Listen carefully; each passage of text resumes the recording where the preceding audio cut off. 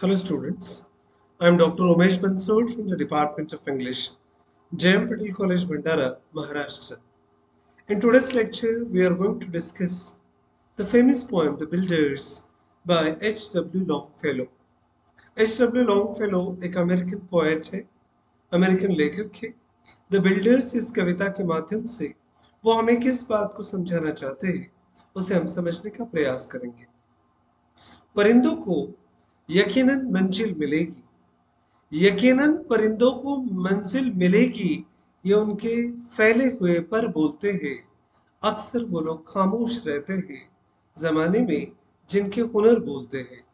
जिन लोगों ने खामोशी से इस पूरी दुनिया को बनाने के लिए मेहनत की है, कश्मकश की है, ये ऐसे ही लोगों की कहानी है। अब्राहम लिंकन हो, नेल्सन मंडेला हो, स्टीफन हॉकिंस जैसे वैज्ञानिक हो, या फिर मार्टिन लूथर किंग हो, डॉक्टर अंबेडकर हो या महात्मा गांधी हो, ऐसे न जाने कितने अनगिनत हाथों ने इस दुनिया को संवारने के लिए, इस दुनिया को बनाने के लिए काम किया है। कौन बड़ा, कौन छोटा, ये सवाल यहाँ पर मायने नहीं रखता, पर जिन लोगों ने भी इस दुनिया को खामोशी से बिना बोले बनाने के लिए, महान बनाने के लिए काम किया है, ऐसे ही लोगों के योगदान को बताने का प्रयास कर रहे हैं H W Longfellow. Henry Wadsworth Longfellow was an American poet and educator. His original works include Paul Revere's Ride, The Song of Evitha, and Evangeline. He was the first American to completely translate Dante's Alighieri's Divine Comedy and was one of the fireside poets of New England. New England में जो fire side poets का एक समूह माना जाता है, उसमें सबसे अहम कवि के रूप में हेनरी लॉन्गफेलो को जाना जाता है। In the poem The Builders, Henry Wadsworth Longfellow talks about his views on contributions made by common and uncommon people to the history of human race। जिन आम लोगों ने और जिन खास लोगों ने इस दुनिया को बनाने के लिए काम किया है, अविरत काम किया है, ऐसे लोगों ने अपने कदमों के निशान कैसे इतिहास के पन्नों में दर्ज किए छोड़े हैं, ऐसे ही मनुष्य के इतिहास की बात यहाँ पर लॉन्गफेलो करते हैं। He underlines here that contribution by all, small or large, is important। इस बात को यहाँ पर वो अधोरेखित करते हैं। जिन जिन लोगों ने दुनिया को बनाने के लिए कंट्रीब्यूट किया है, वो छोटे हो या बड़े हो, मायने रखते हैं। And no contribution is useless. किसी का कोई भी योगदान यूजलेस नहीं है, महत्वहीन नहीं है। एंड नॉर वैल्यूलेस, ना ही उसका महत्व कम किया जा सकता है, ना ही उसकी कीमत कम आकी जा सकती है। Nothing can be neglected. ना तो आप उनको नकार सकते हैं, ना तो नजरअंदाज कर सकते हैं। And the most important thing is that one can not exist without other. इस बात को वो दुनिया को समझाना चाहते हैं, दूसरे के अस्तित्व के बिना हमारा अस्तित्व भी खतरे में है। हम सबके अस्तित्व को लेकर जब चलेंगे, तभी हमारा अस्तित्व भी मायने रखता है। इस महत्वपूर्ण बात को लॉन्गफेलो समझाना चाहते हैं। People should think what they are building. वो इस बात को भी बताना चाहते हैं कि जिस बात का आप निर्माण कर रहे हैं, वो निर्माण करते समय किस बात का आप निर्माण कर रहे हैं, इसके बारे में जरा सोचिए। Weak foundations lead unbalance base. अगर आपने जिस निर्माण को किया उसका फाउंडेशन अगर कमजोर है, तो ऊंची इमारत नहीं बनाई जा सकती। There is a need to strong there is a need of a strong base to reach the highest tower at the end of the life।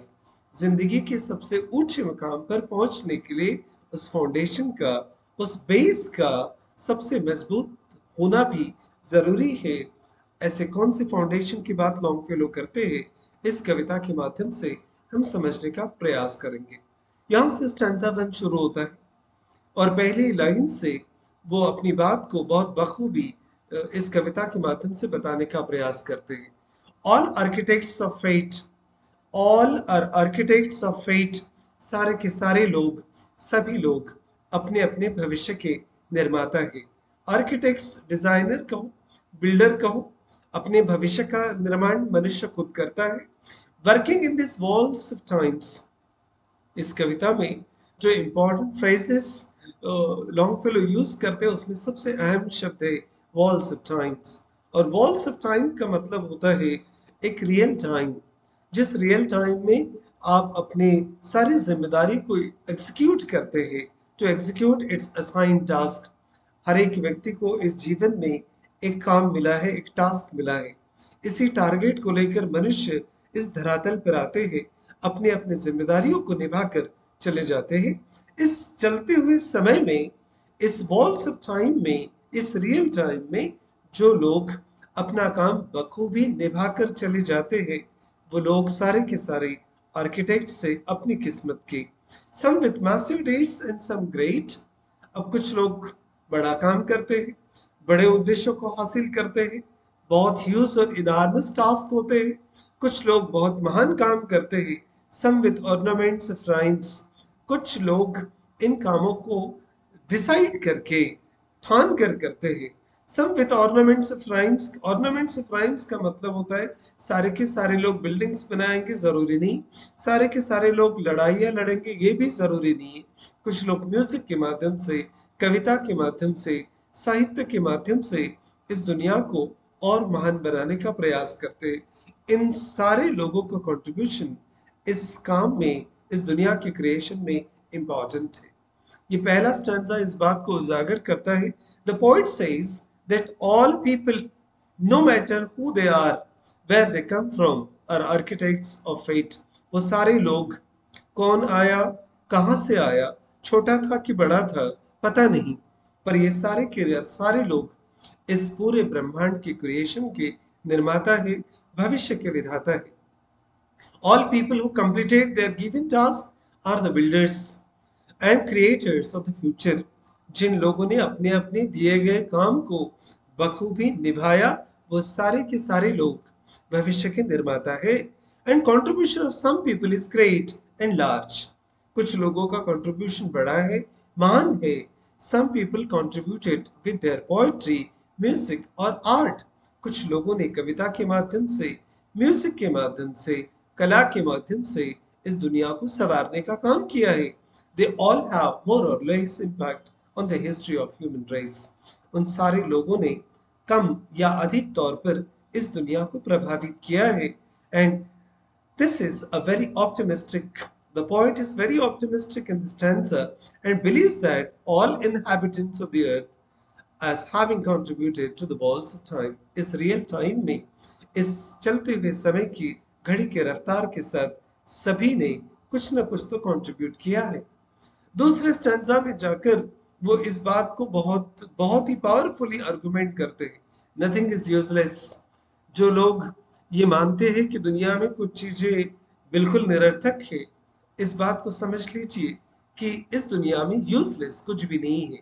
अगर बहुत बड़े डायनासोर्स के यहाँ पर होने का मकसद हो सकता है, हाथी जैसे या व्हेल जैसे बड़े जानवरों का इस पृथ्वी पर होने का एक मकसद हो सकता है, पर्पस हो सकता है, तो एक छोटे सी चींटी के होने का भी यहाँ पर पर्पस है। एक अमीबास का भी एक पर्पस है।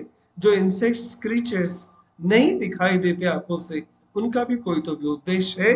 इसलिए नथिंग इज यूजलेस और लो, कोई भी निरर्थक नहीं है, कोई भी छोटा नहीं है। Each thing in its place is the best. हर एक वस्तु अपने आप में बेहतरीन है, सबसे बेस्ट है। And what seems but idle show strengthens and supports the rest. जो काम आपको बिल्कुल बेमालूम होता है, जिस काम के बारे में आपको बिल्कुल अंदाजा नहीं होता, वो छोटा सा काम भी एक बड़े निर्माण के काम में सहायक होता है। लो का मतलब होता है इंफीरियर, आइडल का मतलब होता है विदाउट पर्पस। ऐसे बहुत सारे काम हैं जो हमें अर्थहीन लगते हैं। ये सेकंड स्टैंजा भी इंपॉर्टेंट है क्योंकि इसमें कवि इस बात को अधोरेखित करते हैं। The poet underlines the position of each person in the creation of history, human history. मनुष्य के पूरे इतिहास को अगर आप खंगाल कर देखेंगे, हर एक मनुष्य का अपना एक महत्व रहा है, हर एक क्रीचर का, हर एक जीव का एक महत्वपूर्ण योगदान रहा है। इसलिए nothing is useless and nothing is inferior. कोई भी चीज छोटी या बड़ी नहीं होती, कोई भी चीज निरर्थक नहीं है। Everything is the best in its place.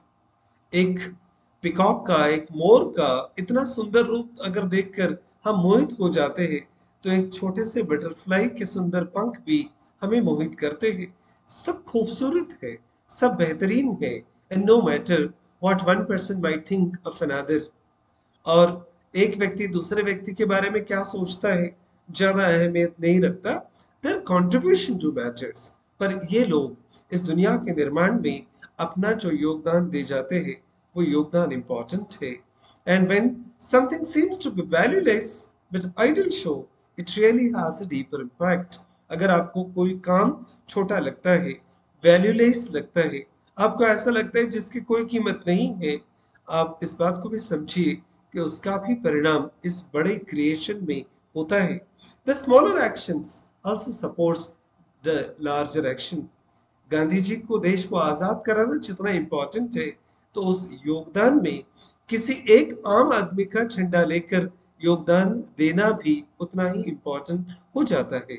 Ram का रावण को विजित करना जितना इम्पोर्टेंट है, तो सेतु बनाने के लिए जिन छोटे छोटे बंदरों ने अपना योगदान दिया, उनका योगदान भी उतना ही इम्पोर्टेंट है।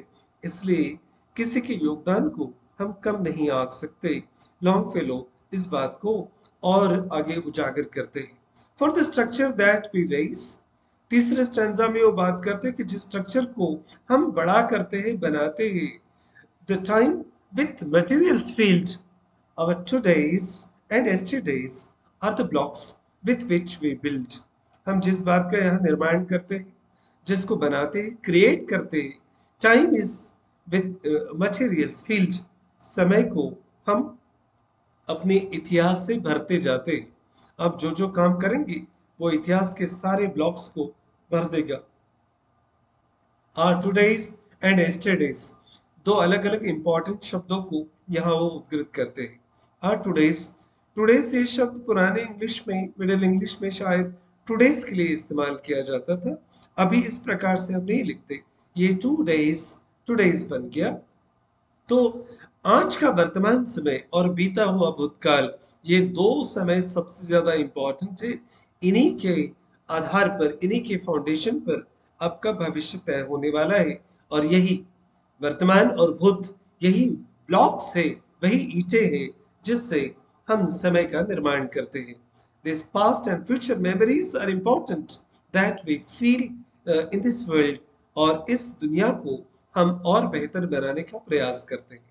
In the third stanza, the poet begins by saying that the structure made by human beings is slowly being filled over the years. अनेक गुजरते हजारों सैकड़ों सालों में, 10,000 साल से भी ज्यादा बड़ा इतिहास रहा है मनुष्य के आने के बाद में। इस सारे समय को हमने अलग अलग विचारों से, यादों से, कामों से भर दिया है। And it is growing larger and becoming filled with the materials human kind has contributed to the history। और ये दायरा बढ़ता गया, ये कंस्ट्रक्शन और बड़ा होता गया। हर पीढ़ी ने, हर पीढ़ी दर पीढ़ी इसमें अलग योगदान देने का काम किया है। And the story of the earth is made up of our todays and yesterdays. इसलिए सारी पृथ्वी के, सारी कायनात की कहानी को अगर आप टटोल कर देखेंगे, तो हमारे भूत और वर्तमान के इन कामों ने ही इस इतिहास का निर्माण किया है। There are memories we used to build the past and future। बहुत सारी यादें हैं। अब ये यादें कौन सी है, इसके बारे में लॉन्ग फेलो बात नहीं करते, पर ये वही यादें हैं जिसकी मदद से हमने पास्ट का, प्रेजेंट की मदद से फ्यूचर का निर्माण किया है और दुनिया को बेहतर बनाने की कोशिश की है। चौथे स्टैंजा में जाते जाते वो एक प्रोसेस को बताने का प्रयास करते हैं। यहाँ लॉन्ग फेलो इस कंस्ट्रक्शन के प्रोसेस को उजागर करते हैं। Truly shape and fashion these, जब हम इस कंस्ट्रक्शन को कर रहे थे तो उसको आकार देने की कोशिश कर रहे थे। Leave no yawning gaps between, ये निर्माण करते समय, इस दुनिया को आकार देते समय हमने किसी भी गैप को रखना नहीं है। Think not because no man sees. अब काम करते समय इस बारे में मत सोचना कि हम काम कर रहे हैं, इसे कोई देख नहीं रहा है। Such things will remain unseen. आप अगर अपना योगदान देंगे तो ऐसे काम अनदेखे रह जाएंगे, ऐसा आपको लगता है, पर नहीं। आप जब काम कर रहे हैं तो ये मत समझिए कि कोई आपको देख नहीं रहा है। इस बात को कोई अंडरलाइन नहीं कर रहा है, कोई फोकस नहीं कर रहा है, ऐसा मत समझिए। Whenever somebody is working, it feels that it is his or she is remaining unseen, but it is not the fact. Whenever somebody is working for the creation of the world, he or she is seen by somebody. कोई तो भी उन्हें देख रहा है। ये कोई तो भी कौन है? The fourth stanza talks about this process of creation. The poet asks to shape the world and create better future. आपको जिम्मा मिला है इस दुनिया को बेहतर करने के लिए, बेहतर कीजिए। Millions of people work in this creation, और हजारों हाथ है जो इस दुनिया को बेहतर बनाने के लिए काम करते हैं। Therefore, there should not be any gap or incompleteness in the creation. इसलिए इस निर्माण को करते समय कोई भी इनकम्प्लीटनेस, अधूरापन ना छोड़े। It should be true and perfect creation. अब इतने हजारों लाखों लोग, millions, crores of people are helping to create this world, then it should be taken care that there should be truth and perfection in this creation. Although all inhabitants of the planet has participated in this act, no single person sees the whole picture. एक बात और अहम है, हजारों लाखों लोगों ने इस दुनिया को बनाने के लिए अपना योगदान दिया है, पर कोई भी एक व्यक्ति इस पूरी कायनात को देख नहीं सकता। It is not possible for man to see the whole creation. इस पूरी रचना को देखना एक मनुष्य के बस की बात भी नहीं है। If a man can not see the creation, फिर सवाल आता है कि मनुष्य जिस क्रिएशन को अकेला देख ही नहीं सकता, ये क्रिएशन करता क्यों है? The things that can not be seen by human being are seen by the god. जिस रचना को आप और मैं नहीं देख सकते, उस रचना को भगवान देख लेते, खुदा देख लेता है। लॉन्ग फेलो ये विश्वास करते हैं। लॉन्ग फेलो कहते हैं कि ये मत समझना कि आपको कोई देख नहीं रहा है। इस कायनात में आपके काम का लेखा जोखा देखने वाला, इसका हिसाब रखने वाला भी कोई न कोई आसमान में है जो आपके हर काम को देख रहा है। In the Elder days of the art, Elder days का मतलब होता है वो पुराने दिन, past days, builders wrought with great care. जिन लोगों ने रात दिन इस देश का, इस दुनिया का निर्माण करने के लिए काम किया है, each minute an unseen part for the God see everywhere. They made this world, they created this world, and every small minute, every important second is important. It remained unseen, वो एक अनदेखा समय रहा है, but for the God see everywhere. मनुष्य नहीं देख सकता, पर भगवान देख सकते। The fifth stanza is turning point of this poem. जिन लोगों को लगता है कि मुझे कोई देख ही नहीं रहा है, मेरे काम की कोई तारीफ ही नहीं करता, उन व्यक्तियों ने समझना चाहिए आपके काम को भी देखा जा रहा है।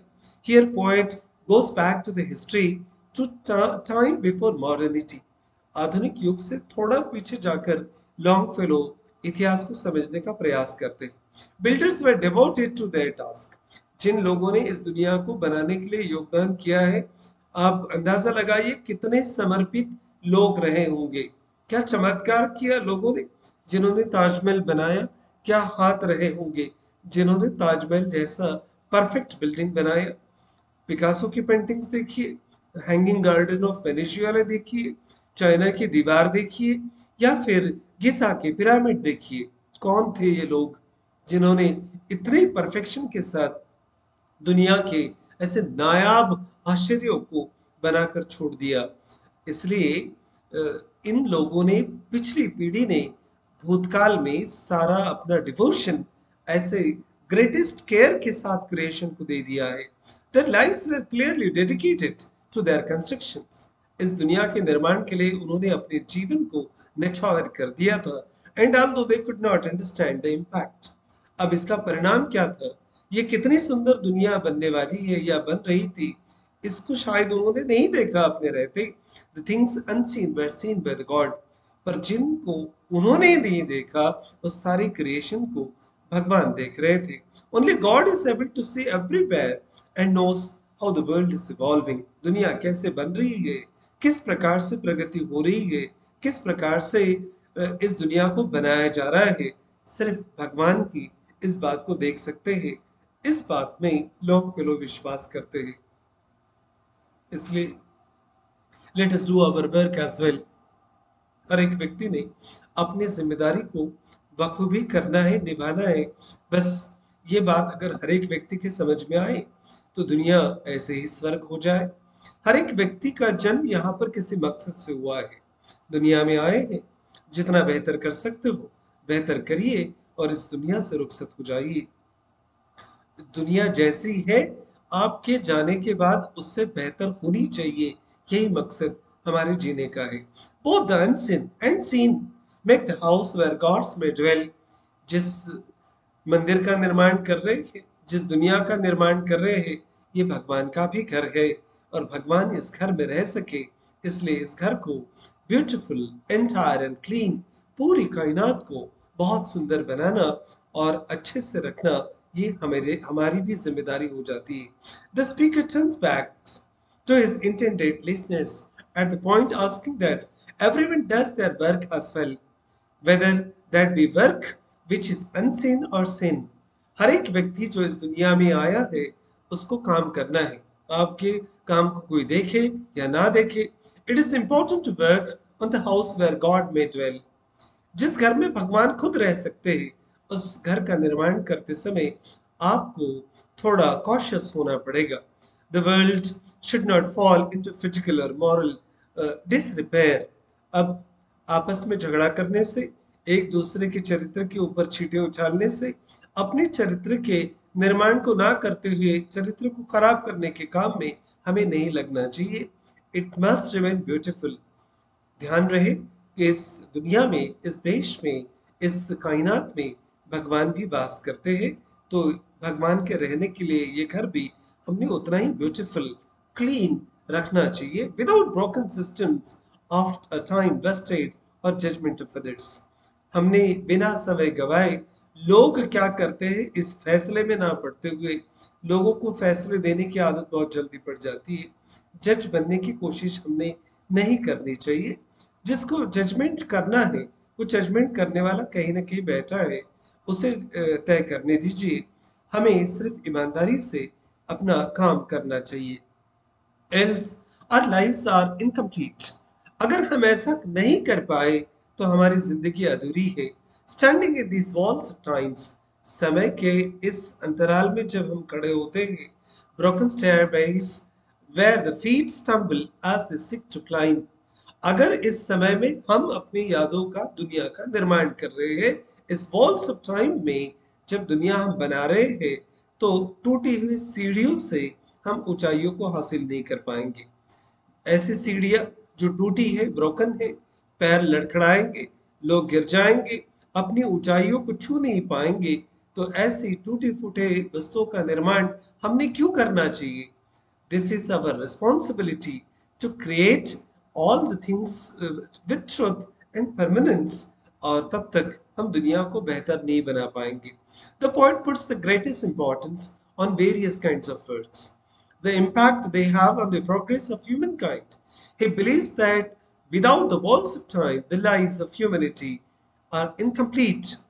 One must have access to strong and varied history of the derived to develop it further, otherwise the world will be like a broken stairway। जिस इतिहास का हम निर्माण कर रहे हैं वो टूटी फूटी सीढ़ियों से नहीं बनाया जा सकता। It will not function as it was meant। जिस उद्देश्य से इस दुनिया की निर्मित हुई है, अगर हम उसका निर्माण बराबर नहीं करेंगे तो उसका उद्देश्य सिद्ध नहीं होता। लोग लड़खड़ाएंगे, गिरेंगे, अपनी कामयाबी को, अपनी ऊंचाइयों को छू नहीं पाएंगे। इसलिए हमें लोगों को ऊपर जाने के लिए, लोगों को प्रगति की ओर जाने के लिए, और whether that is of God or just life itself, इस दुनिया को समझने के लिए, क्रिएशन के पीछे के उद्देश्य को जानने के लिए हमें दुनिया को बेहतर तरीके से बनाना होगा। Build today, then strong and sure। आज निर्माण कीजिए, स्ट्रॉन्ग एंड श्योर, एक कॉन्क्रीट सिक्योर्ड निर्माण चाहिए, with a firm and ample base. एक ऐसा फाउंडेशन जो एम्पल, लार्ज और वेल बिल्ट हो। क्या पर्पस हो सकता है इस पक्के निर्माण का? And ascending and secure shall tomorrow find its place? ऐसे भविष्य का निर्माण जिस भविष्य में लोग सुरक्षित जा सके, ऐसे सस्टेनेबल डेवलपमेंट की वो बात करते हैं। हमने ऐसे भविष्य का निर्माण करना चाहिए जो हमारे भविष्य में आने वाली पीढ़ियों के भी काम आ सके, जहाँ लोग चढ़ते समय एक अलग अच्छी दुनिया में प्रवेश कर सके। ये स्टैंजा इंपॉर्टेंट है। कवि के कविता लिखने के मूल उद्देश्य को यहाँ उजागर करता है। Here the poet explains his intention and he clears it. He reveals the secret intention of writing this poem. In the eighth stanza of the poem, the speaker repeats his listeners that every day one should work on building the strong base. हर एक दिन, हर एक रोज हमने दुनिया के इस foundation को मजबूत करने का प्रयास करना चाहिए। If we build a strong base, there will be a guarantee of a secured future. अगर हम इस फाउंडेशन को, इस बेस को अगर पक्का करते हैं, मजबूत बनाते हैं, तो एक मजबूत भविष्य की नींव डाली जा सकती है, एक सुरक्षित भविष्य की कल्पना की जा सकती है। This secure tomorrow will help us to move close to the kingdom of God. ये सीढ़ी मजबूत क्यों हो, ये निर्माण मजबूत क्यों हो, इसका जवाब वो देते हैं ताकि इन ऊंचाइयों पर चढ़ने के लिए जिन सीढ़ियों का हम इस्तेमाल करेंगे वो भगवान के साम्राज्य में, भगवान के दरवाजे तक पहुंचाने के लिए हमारी मदद करेगा, काम करेगा। If we contribute to the creation, our existence will be improved.